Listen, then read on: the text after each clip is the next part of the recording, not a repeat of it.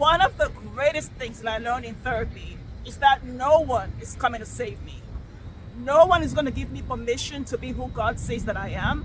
And no one is going to save me from my life, from my relationships, from my business, from my undercharging, from whatever it is that I'm doing while I'm waiting for permission to be who God says I am. About 20 years ago, I was about 29 or 30, and I went to therapy because I'd been an attorney for 4 years and I hated my job and my life at the time. And I thought, you know what? I blame my parents for whatever it is that's going on in my life, and I'm going to find a therapist who's going to help me so they can fix me. Then I will quit this job and go start my business. So I found a therapist. And after about a week, he said to me, you know, Mimi, your parents are not the problem. You are the problem. And I thought, oh my gosh, I'm going to fire you. But anyway, the next week I had a trunk show. So he said, bring me the jewelry that you're going to use for the trunk show, just so I can see it. I want to know what you make, what you work with, so I can know a little bit more about you. So I brought in some jewelry that I had made, and he looked at one of the pieces and he said, this is amazing. I bought something like this for my wife. It was about $1,200. How much are you selling this for? And my jaw dropped. I was like, $1,200? He said, yeah. He said, how did you make it? And I told him, I got these materials from 5 different countries. And it took me this many hours to make it. It took me a couple of months to make it, blah, blah, blah. And he said, well, how much is it? And I said, well, it's $95. And I thought that was really expensive. And he looks at me and he says, no one is coming to save you. You're the only one who gets to decide when you're done under earning, under charging, under serving, and doing the thing you don't want to do because you're afraid to do what you're here to do. But no one will save you from yourself. I remember looking at him and thinking, I thought I had mommy and daddy issues. What are you talking about? He said, no, they did a great job. That's why you're here. The thing is, you get to decide when it's time to respect yourself.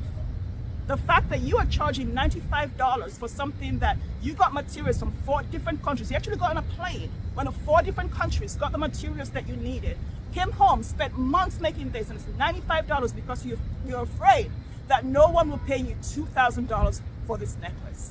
The necklace ended up selling for $2,500, but that's a whole different story. And he said, you're the one that needs to recognize the value of the work that you're doing. And you need to recognize your own value and decide, do I want to be in a law firm like this? Or do I want to go do what I believe I'm here to do? You get to choose that day that's right for you. It took about 30 years before I quit my job, but that's a whole different story. So when you know the value of the work that God is doing in and through you, and you own and recognize that value, and you know the lifetime value to the client in her life, her relationship, her business, whatever it is you're coaching in, you will get yourself out of pricing jail. I learned that 20 years ago, and I get to see that now with my clients who are stuck with their 10K coaching offers because some guru told them that's what they should sell. The thing is, no one's coming to save them, and they get to own and calculate what that future lifetime value is. Because you know what? You don't need to be a CPA, you don't need to be an accountant, and you don't need to be a bookkeeper to know how to calculate the value of your coaching offer. What is it worth? What is that outcome and result worth to your client in 1 year, in 5 years? What is quitting smoking? Well, how is quitting smoking going to change her life forever? How is having that relationship going to change her life? How is shifting the mindset going to support her to create the $1 million month that she wants? How is doing the thing you're doing? How is having that baby going to change her life? What is the future lifetime value? You will never, all of us, we will never get different results until we do something different. Clients come into the Prosperous Woman, they say to me, Mimi, I want to make XK months, or I want to make this amount of money, or I want to get more clients or get more sales. Nobody needs more clients and more sales. The way that you build a business that does not wear you down, where you have to drink, Mountain Dew and coffee all day and chase down whatever caffeine you have to do and ruin your body and sleep 2 hours a night. The thing, profitability and success should not cost you the life that God has already given to you. It shouldn't cost you what you already have. So the way to create a simple and profitable high ticket or premium coaching business is to create the value offer that God is putting through you, to actually do the work that God is putting through you, so you're not underserving and denying your clients the benefits that God has for them. To create a profitable, valuable, premium coaching offer that gives your clients the results in an exponential, expansive way. And if you don't already have one, then go to High Ticket Women Coaches and download the free 100K High Ticket Coaching Playbook, so you can create your own offer based on your playbook, based on your gifts, based on who God has called you to be and what God is calling you to do in your assignment in the world. Get that playbook. The link is below, but it's highticketwomencoaches.com, so that you can create a profitable business with less clients. If you have 100 clients now, you can do that with 5 clients and less sales. So you don't have to chase sales calls all day or be in the DMs all day. You can have 5 to 10 sales calls a year and still make way more money than you're doing now, and have way more time, way more freedom, way more flexibility, way more quality of life, and way more time to sow more of your energy, your resources, and your money and your time into God's kingdom.